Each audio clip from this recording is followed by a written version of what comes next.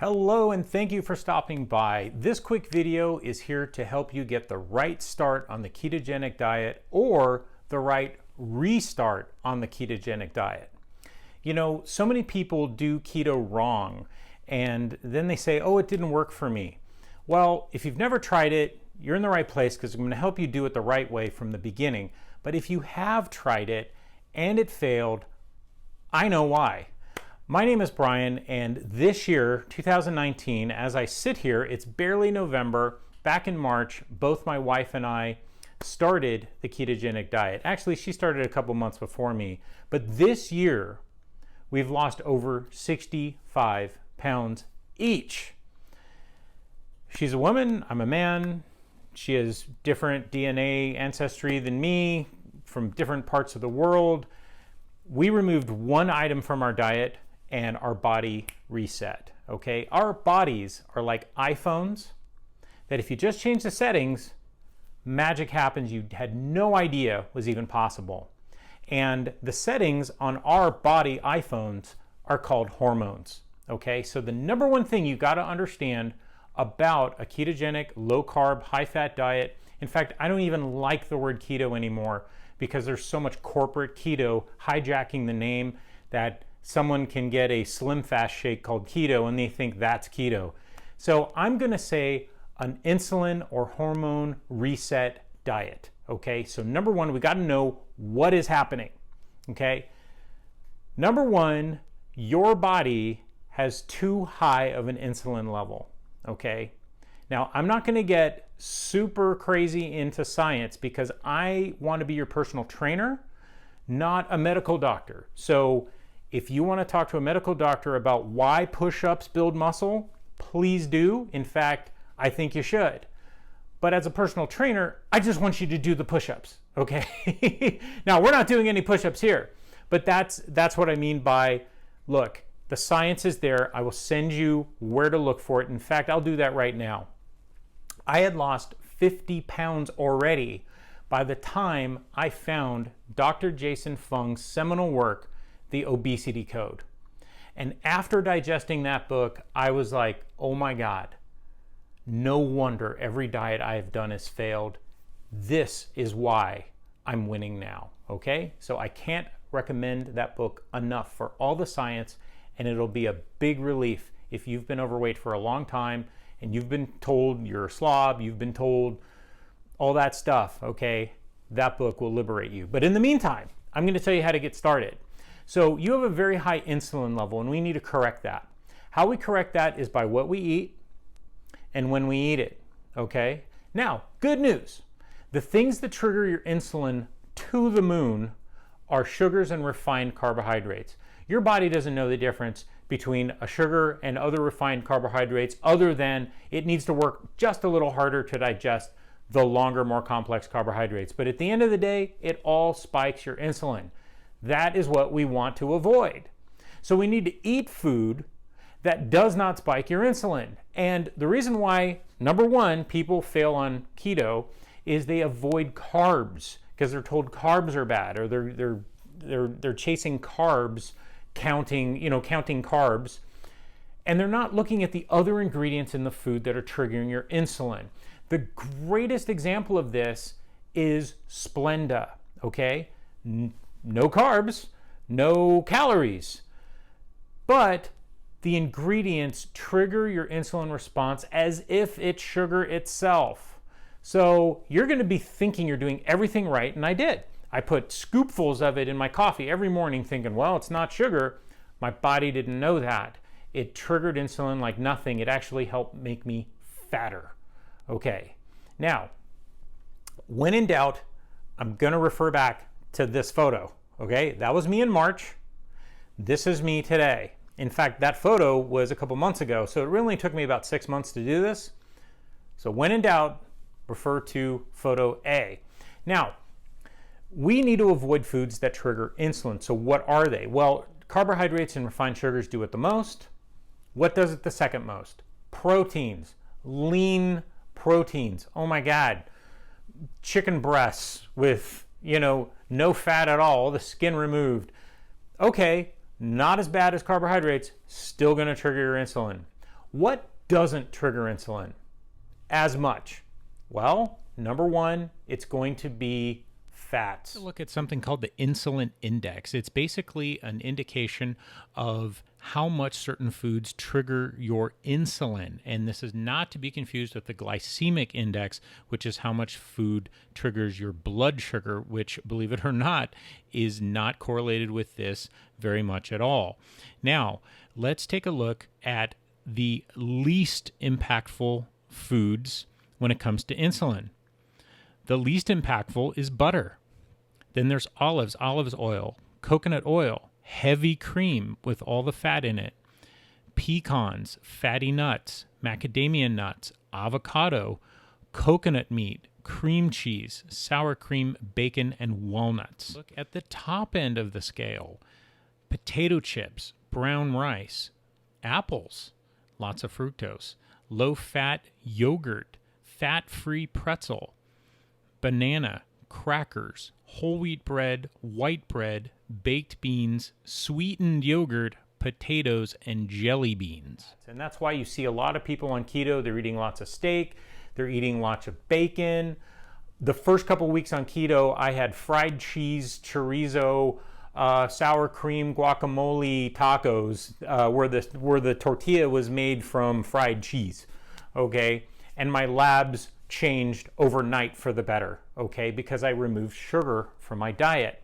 So dietary fats, nuts, avocados, dairy, full fat dairy. See, here's another thing that'll blow your mind.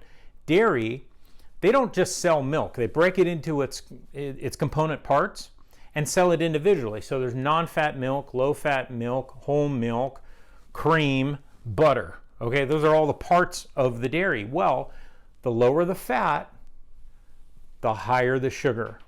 It's that sugar that's going to be triggering your insulin, okay?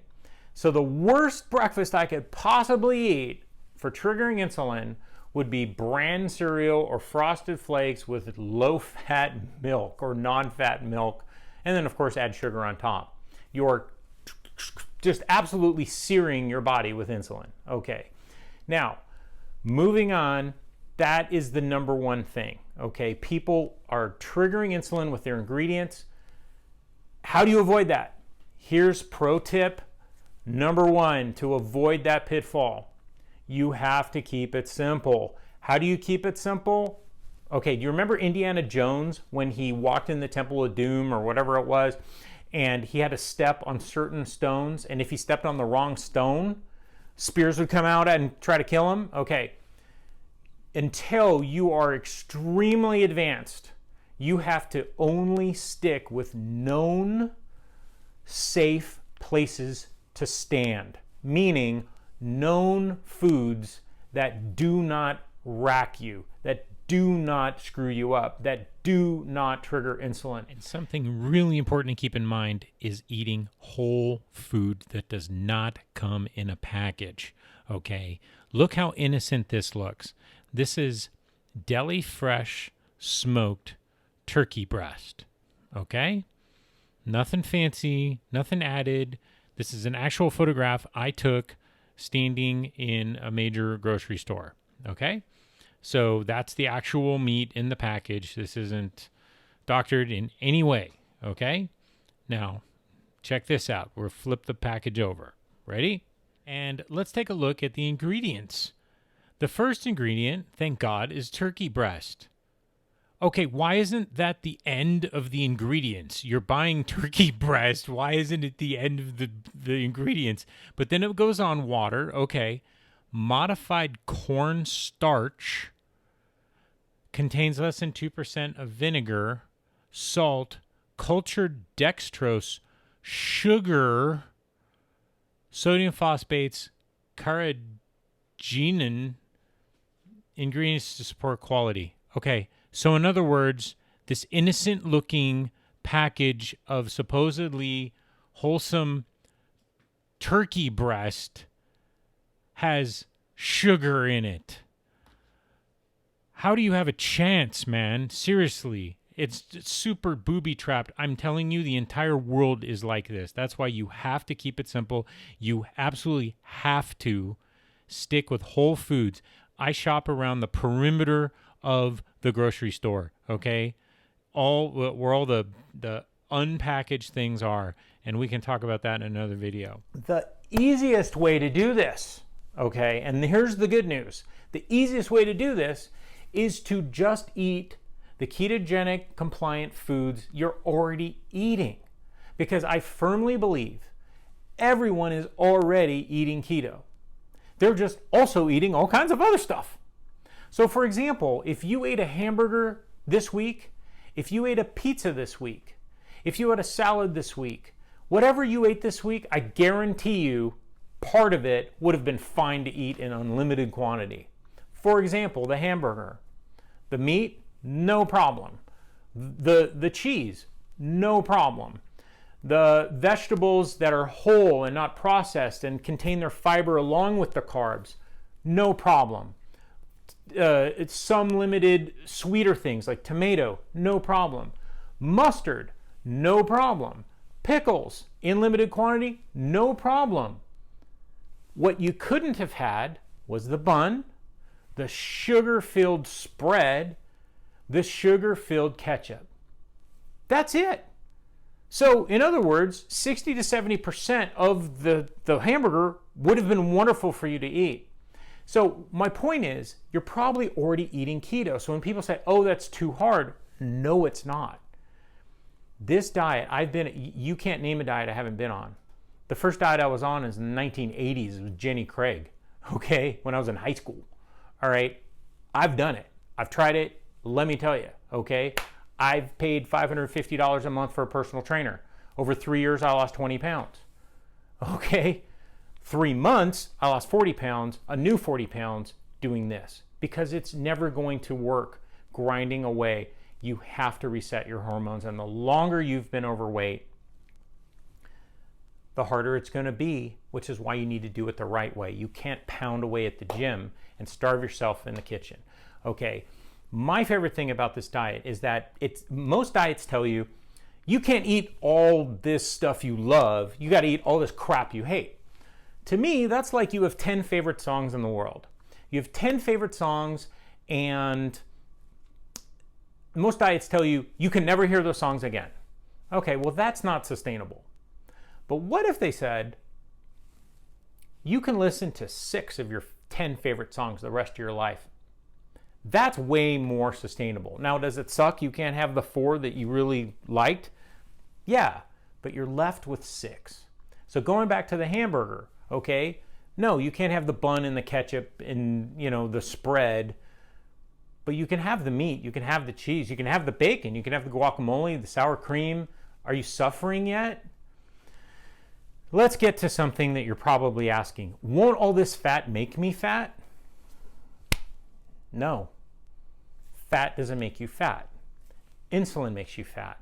And we already covered carbohydrates trigger your insulin the highest, protein the second highest. You know what triggers the lowest? Fat. Dietary fat.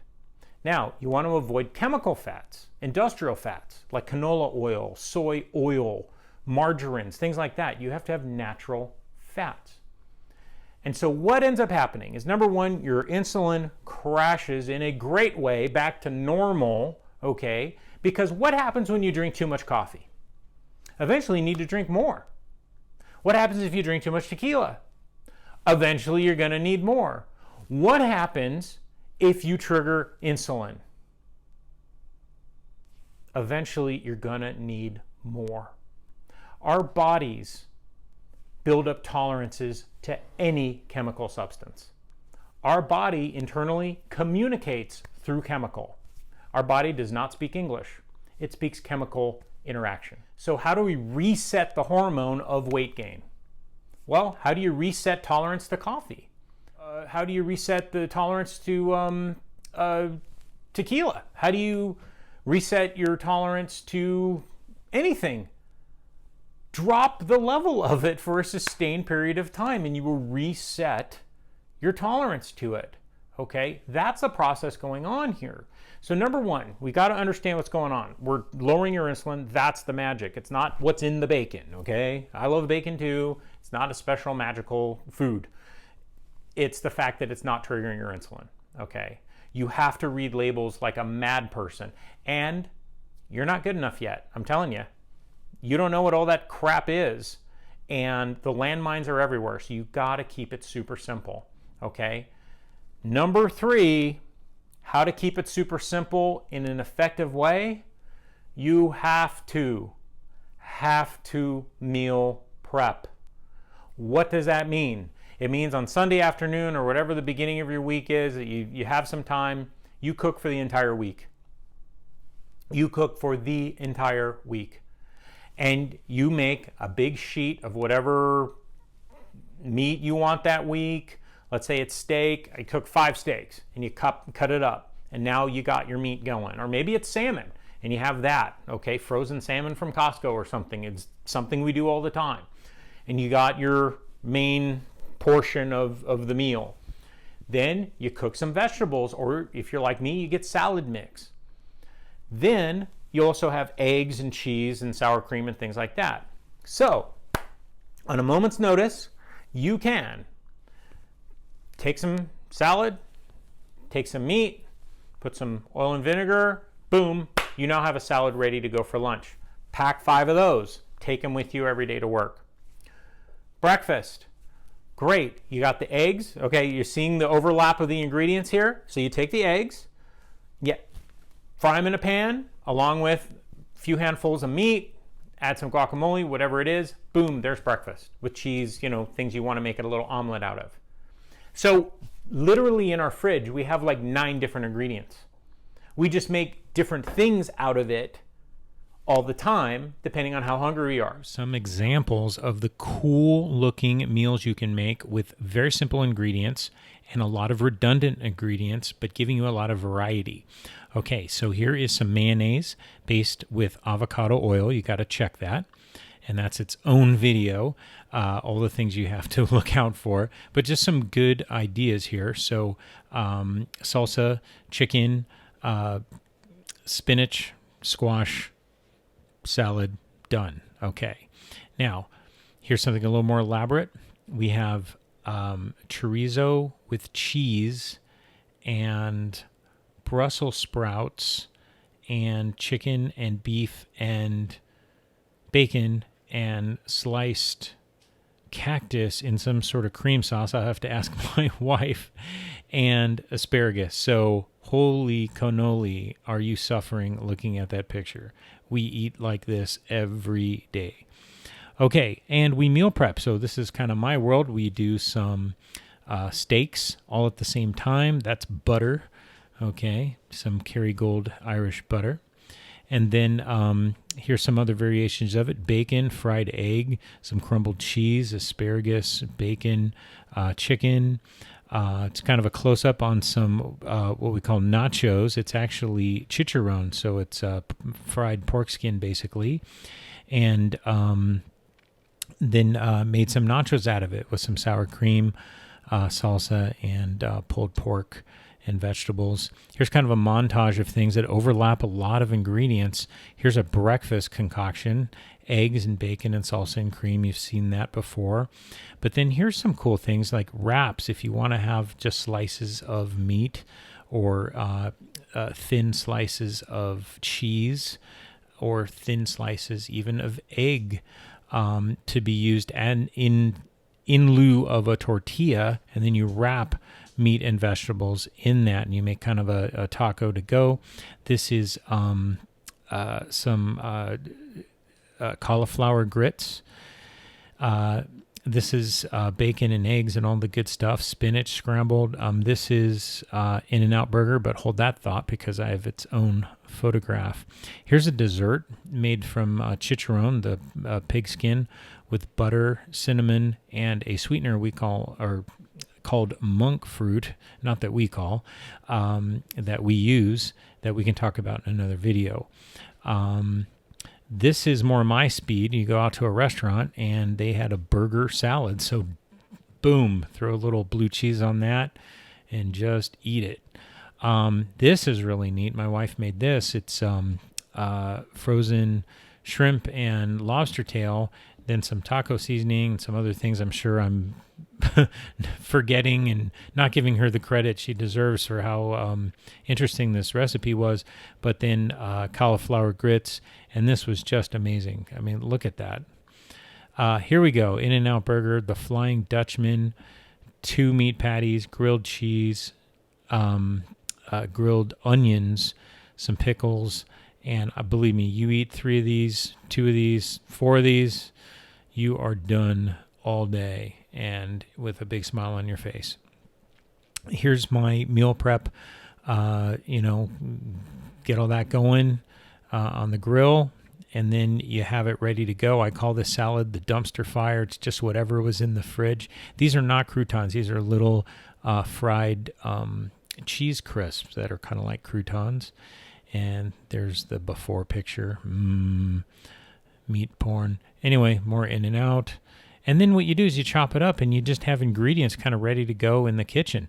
Now, if you are on the go every day, you don't just leave the ingredients in a pan. You actually dish it out in individual Tupperware. And so you got breakfast and lunch just ready to go. But otherwise, look how easy this is. So you grab a handful of that, throw it on a salad, and in 2 seconds, you're done. Or you throw that in a pan with some eggs, and in 2 seconds, you're done. Boom. And there's that salad. This is my favorite thing in the world. Egg, sliced almonds, oil and balsamic vinegar, and some sort of meat on the greens. And oh my God, I'm totally in heaven. Here's a simpler version of it with some steak and some spinach, and a little more complicated with the broccoli and the bacon, but same theme. You're seeing the same ingredients over and over, just in different ways, different quantities.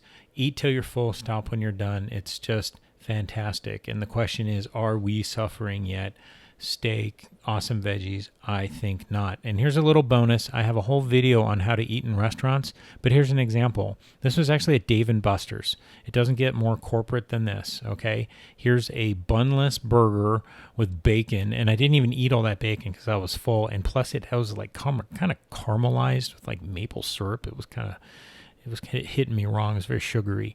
So I skipped that, and instead I also ordered some hot wings. Yes, you can have buffalo sauce. Yes, you can have mustard. You just can't have sweet sauces like ketchup or barbecue. So that is ranch. Probably not the best ranch, but hey, you're out. You're out at a real restaurant with real friends. You do not have to be the weirdo and not eat. You can eat literally this and fly toward your goals the way we did. Now, if you take your lunch to work, great. Make 5 of them at the beginning of the week and every morning. And if you're on the go, great. Dish out, make a big thing of eggs, put it in a little thing. Every morning you just microwave it. Okay? I'm telling you, that's the only way. Because once you're hungry, you're screwed. You're never supposed to be hungry. That's the next major point. And people screw this up. You are never supposed to be hungry. If you're hungry, you did something wrong. You did something wrong. It means you didn't eat enough, or it means you ate the wrong things, which leads to a huge understanding, which is that when you are ingesting a lot of fat, when you are denying your body sugar, it is forced to now burn fat. A lot of videos on keto would have started with that point, but I need you to understand all of this before we get to it, okay? We're keeping our insulin low. Your body can run on 2 fuels. It's more complicated than that, but essentially it can burn sugar or it can burn fat. Think of sugar as like lighting a match. Fat is like lighting a candle. Which one is going to stay burning longer? The candle. But if you're eating sugar, you have to light a new match every couple hours. So you have breakfast, then you're hungry, so you have a snack, and then you're hungry, and then you have lunch, and then you're hungry, so you have another snack, and then you're hungry, so you have dinner, and then you're hungry, so you have another snack, and now it's a few hours later, it's bedtime, you have another snack. Snack, snack, snack, snack, snack, snack, snack. Okay, great. laden with carbs, laden with insulin spikes. So your insulin goes high and stays high all day, okay? Versus eating fat. I swear to you, try it. If you eat avocados and bacon and eggs and no triggering carbs along with it, just that, see how you feel by 10 in the morning. You're not going to be crashing. You're not going to be starving, okay? So dietary fat not only doesn't trigger insulin, it keeps you full forever. So maybe all you need is maybe a little more coffee. Just watch what you put in it, okay? And we can have a whole video just on coffee. But you're not going to be sugar crashing, because think of even the terminology we use. Sugar crashing. Okay? You're not sugar crashing because you're not living on sugar to begin with. So what your body's going to do is become what's called fat adapted, okay?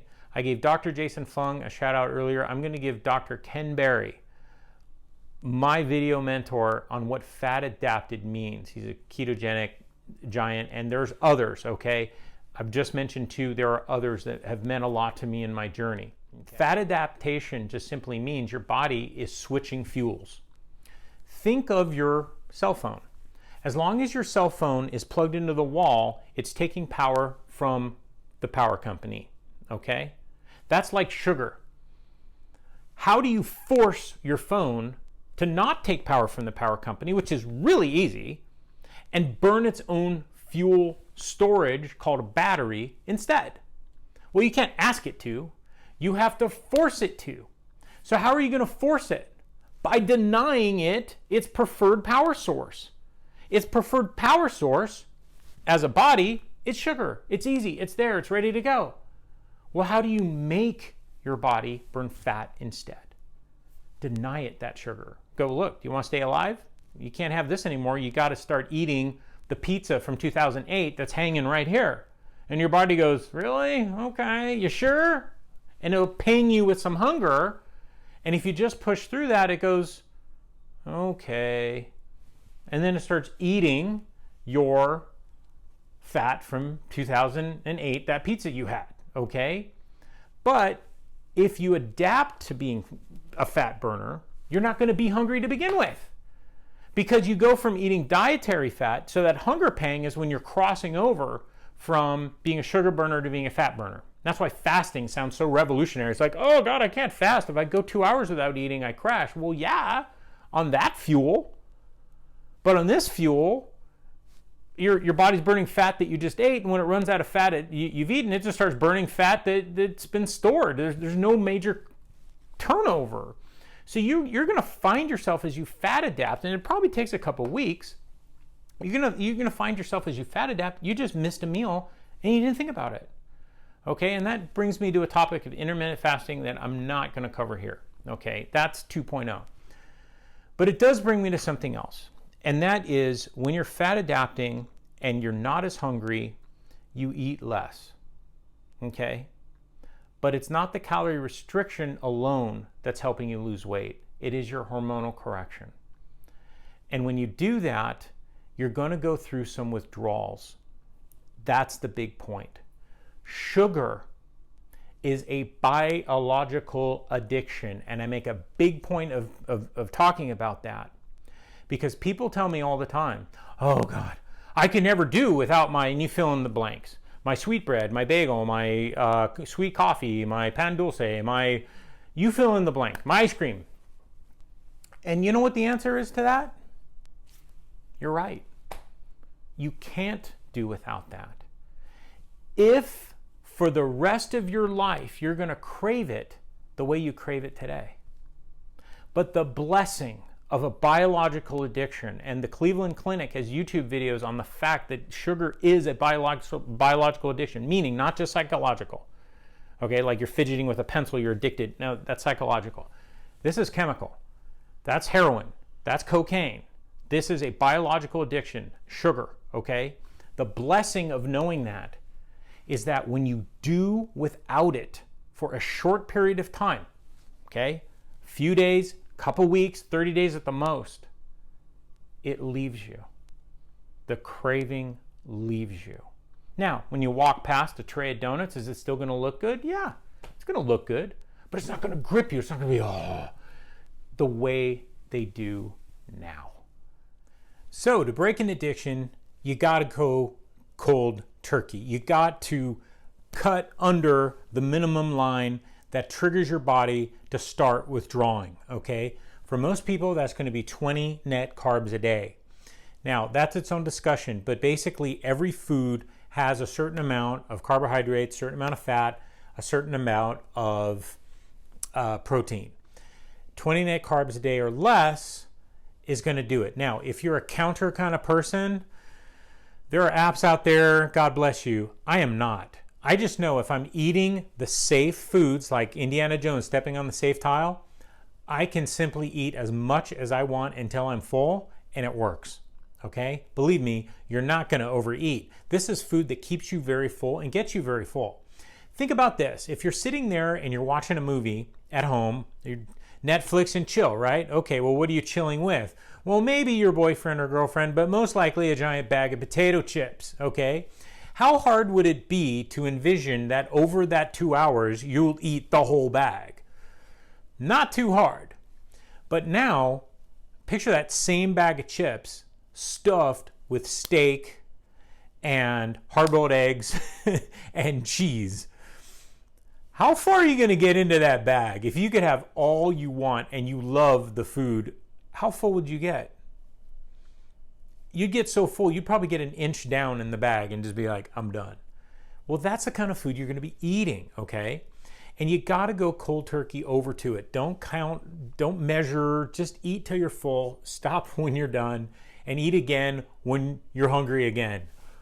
Duh, like how hard is that? Now, the other thing too, you got to go cold turkey. You got to get under those 20 grams of carbs because check it out. We've all been told, oh, eat everything in moderation, right? Okay, how's that working for you? That's like telling a Coke addict, snort everything in moderation. Just sprinkle less heroin in your Cheerios every day. It's stupid. You will not break your addiction, and that's why it's so important that you watch out for hidden sugars and things that trigger your insulin. Okay, that's its own video, and believe me, it's its own journey. Every little thing on the back of a jar, you got every single ingredient you have to Google and put in that ingredient plus insulin plus inflammation, okay, which I haven't even talked about.